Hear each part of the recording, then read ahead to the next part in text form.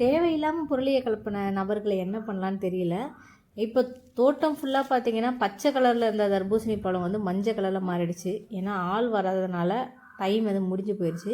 இதை தாண்டி பச்சை கலர் வந்து இருக்காது, மஞ்சள் கலரில் பூத்து ஃபுல்லாகவே வந்து உள்ளே வந்து ரொம்ப பழுத்து வெம்பி போயிடும்ல, அந்த மாதிரி தான் ஆயிடுச்சு.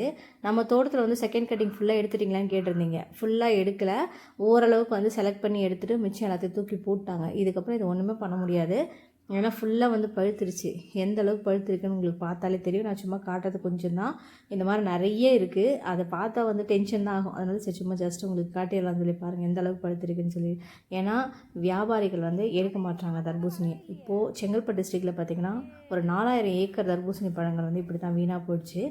தேவையில்லாமல் கொளுத்தி போட்ட பொருளினால் நஷ்டப்பட்டு நிற்கிறது யாருமே கிடையாது, விவசாயிகள் மட்டும்தான். இது எல்லாமே பார்த்திங்கன்னா நாங்கள் வந்து ஃபஸ்ட் கட்டிங் எடுத்து வச்சுருந்த பழம் எல்லாமே வந்து இப்படி ஆகிடுச்சு. அதையும் தூக்கி வந்து நாங்கள் போட்டாச்சு. இப்போதைக்கு கண்டிஷன்